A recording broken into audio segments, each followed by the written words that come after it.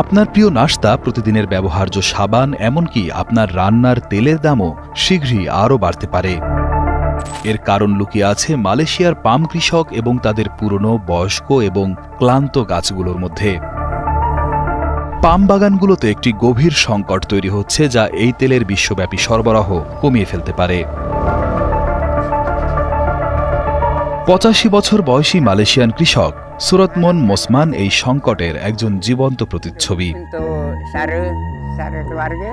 তার খামারের গাছগুলো তাদের যৌবন পার করে ফেলেছে এবং এখন কম ফল দিচ্ছে, কিন্তু তিনি সেগুলো প্রতিস্থাপন করতে পারছেন না। নতুন গাছ লাগালে ফলন শুরু হতে ৩ থেকে ৫ বছর সময় লাগবে, আর এই দীর্ঘ সময় আয় ছাড়া তার পরিবার চালানো সম্ভব নয়।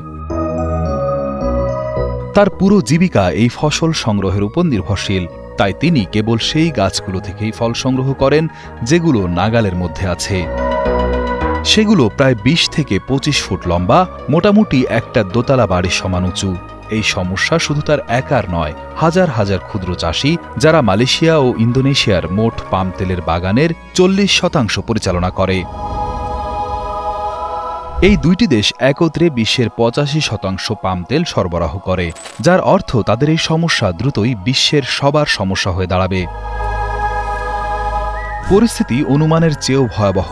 একজন কৃষক জানিয়েছেন, তার খামারের প্রায় ৩০% গাছ এখন এতটাই লম্বা যে সেগুলো থেকে ফল পাড়া প্রায় অসম্ভব।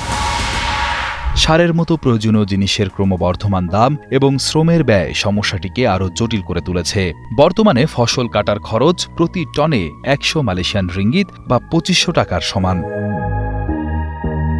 সরকার একসময় গাছ পুনরোপণের জন্য ভালো অঙ্কের টাকা ভর্তুকি দিত, কিন্তু এখন খরচের মাত্র অর্ধেক বহন করে, যা বয়স্ক কৃষকদের উচ্চ সুদে ব্যাংকের ঋণ নিতে বাধ্য করে, যা তারা প্রায়শই শোধ করতে পারে না। ফলস্বরূপ মালয়েশিয়ার পাম গাছ পুনরোপণের হার বছরে মাত্র ২% আটকে আছে, যা সরকারের লক্ষ্যের অর্ধেক। বিশেষজ্ঞরা সতর্ক করে বলেছেন, ২০৩০ সালের মধ্যে মালয়েশিয়া ও ইন্দোনেশিয়া থেকে রপ্তানি ২০% কমে যেতে পারে, যখন ২০৫০ সালের মধ্যে বিশ্বব্যাপী চাহিদা বিশাল পরিমাণে অর্থাৎ ৫ কোটি টন বাড়বে বলে ধারণা করা হচ্ছে। যদি কৃষকদের তাদের বয়স্ক গাছ পুনরোপণে জরুরিভাবে বিনিয়োগ করা না হয়, তাহলে বিশ্ব একটি গুরুতর উৎপাদন সংকটের মুখোমুখি হবে, যা অনিবার্যভাবে সরবরাহ ঘাটতি এবং কোটি কোটি গ্রাহকের জন্য উচ্চ মূল্যের কারণ হবে।